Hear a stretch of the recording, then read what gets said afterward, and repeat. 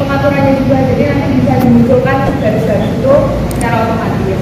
Nah, yang kedua itu ada leading light. Jadi leading light ini menggunakan garis untuk memandu mata penonton satu garis. Itu bisa contohnya leading light, misalnya ini kan terowongan. Nah, di sini kan ada objeknya. Jadi kita menggunakan objek terowongan ini untuk memperjelas objek utama yang ada di sini. Nah, yang ketiga ada framing. Jadi framing ini kita menggunakan elemen sekitar untuk membuka student. Contohnya adalah seperti ini. Kalau ini kan desainnya itu bisa diambil dari bentuk pepohonan. Nah, itu tujuan utama objeknya adalah pemandangan yang ada di tengah. Jadi kita nggak harus membuat bingkai itu, tapi kita bisa mencari seperti kayak ada pepohonan atau terowongan gitu kan, bisa menjadi framing dari suatu objek yang ingin difoto. Nah, yang terakhir adalah simplicity. Jadi simplicity ini adalah teknik untuk lebih fokuskan gambar ke satu objek aja.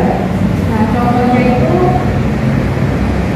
ini. Jadi kita fokusnya itu cuma ke bunga ini aja. Jadi untuk latar belakangnya itu lebih tidak ditonjolkan. Jadi biasanya kalau di pengaturan kamera itu di belakangnya itu bisa dibuat agak blur.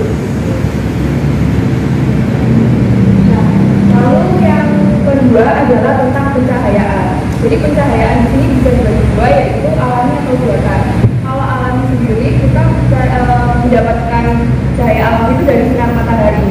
Tapi untuk mendapatkan gambar yang bagus kita harus tahu arah mataharinya dari mana agar saat pengambilan gambar itu tidak terlihat backlight. Mungkin kalau backlight itu meskipun ada matahari, tapi kita membelakangi mataharinya, jadi tidak sinar mataharinya tidak bisa masuk ke kamera seperti itu. Jadi misal dari sana arah mataharinya kita harus foto dari sana, jadi objek yang di sini akan kelihatan lebih terang. Kalau misalnya sebaliknya kita ngefoto di sini dan mataharinya dari sana, itu akan terlihat gelap. Jadi kita harus tahu posisi matahari, jangan dibelakangin gitu. Lalu yang kedua adalah pencahayaan buatan. Sebenarnya ini lebih digunakan untuk di tempat-tempat yang tertutup atau tempat-tempat yang gelap. Nah, biasanya kalau pencahayaan buatan di setiap kamera atau kamera digital itu sudah ada. Jadi kita tinggal pencet menu flash untuk menyalakan flashnya. Jadi kita ada otomatis pencahayaannya sudah terbantu seperti itu. Mungkin selanjutnya. Nah, yang selanjutnya adalah perspektif dan pengambilan angle. Jadi angle ini kayak pengambilan dari berbagai sisi itu dalam suatu foto. Jadi angle ini tuh ada di tiga bagian. Yang pertama itu adalah eye level. Jadi angle eye level ini kita mengambil gambar sesuai dengan sejajar dengan bagaimana kita berdiri. Jadi pengambilan gambarnya seperti ini. Kalau misalnya yang high angle, posisi kita mengambil gambar itu lebih tinggi daripada objek yang difoto. Lalu yang ketiga adalah low angle, di mana kita mengambil foto dengan sudut yang berbeda dari objek. Jadi di slide selanjutnya ada contoh. Nah, seperti itu adalah pengambilan foto high angle karena kita fotonya itu sejajar dengan diri kita. Kalau yang high angle kita lebih di atas daripada objek yang ingin difoto. Kalau low angle kita lebih berada di bawah dari objek yang akan difoto. Ini ya. Selanjutnya juga ada beberapa Kan ngerti nih gitu. Lumayan nih gini. Tetapi ketiga ini semuanya tetap ada di eye level karena kita fotonya sesuai dengan posisi kita berdiri juga. Jadi sudah ada seperti itu. Nah, yang terakhir dari saya adalah tentang etika pengambilan gambar. Untuk etika pengambilan gambar itu biasanya lebih diterapkan di acara-acara formal karena sebenarnya kan di acara-acara formal kita harus menghormati susunan acaranya seperti apa gitu. Dan yang harus dilakukan saat ingin mengambil gambar, yang pertama itu harus kita harus minta izin karena mungkin dalam acara tersebut itu adalah ada susunan yang sakral. Jadi kita harus menghormati mana bagian yang boleh didokumentasi atau yang tidak boleh didokumentasi. Nah, yang kedua itu adalah ya sama dengan yang tadi, menghormati momen sakral.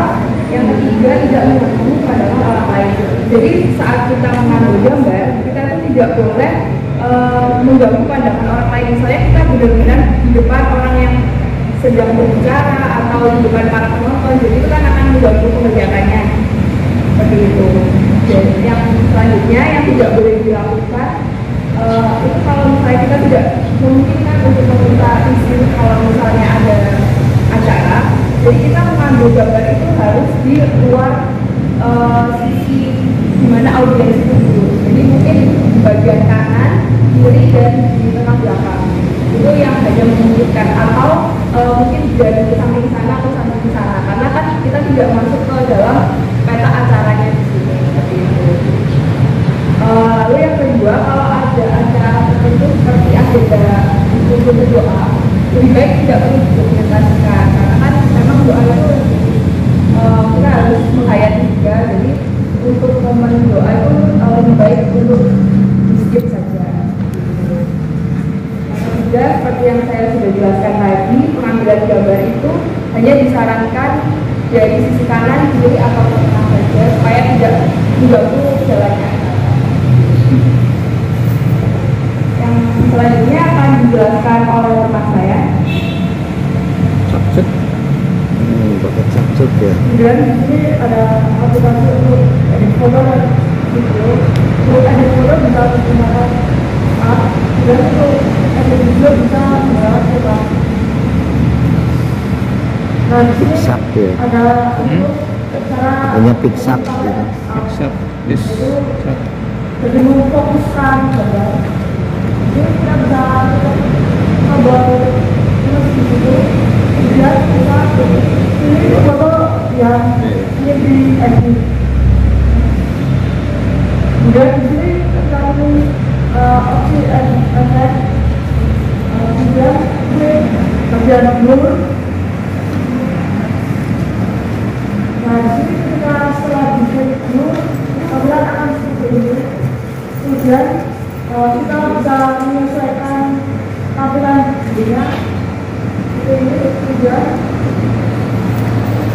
untuk menyesuaikan kita video dan untuk menghapus objek yang difokuskan bisa klik tombol 2. Kemudian tinggal pilih objek yang ingin ya, kemudian untuk akhirnya ada bagian beli.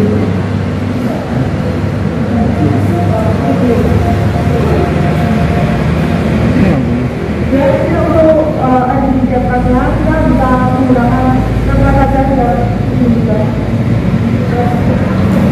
Misal di sini mau pakai cuma video, kita cari cuma video.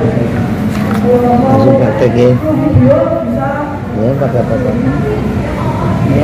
dan di situ ada yang video. Ambil gambar yang bagus. Dan Ini kita bisa Nah itu tajam gitu. Memang harus difokuskan dulu baru klik kayak gitu. Karena kadang-kadang kita belum anu udah klik. Kan lambat. Iya.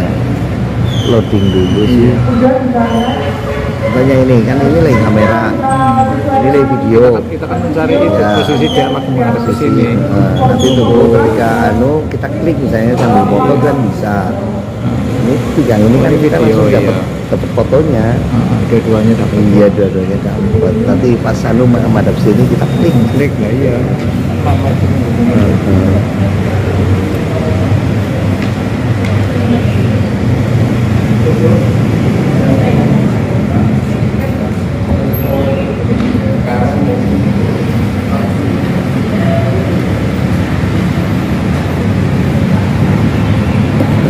Kemudian kalau sudah Teman-teman itu sudah biasa.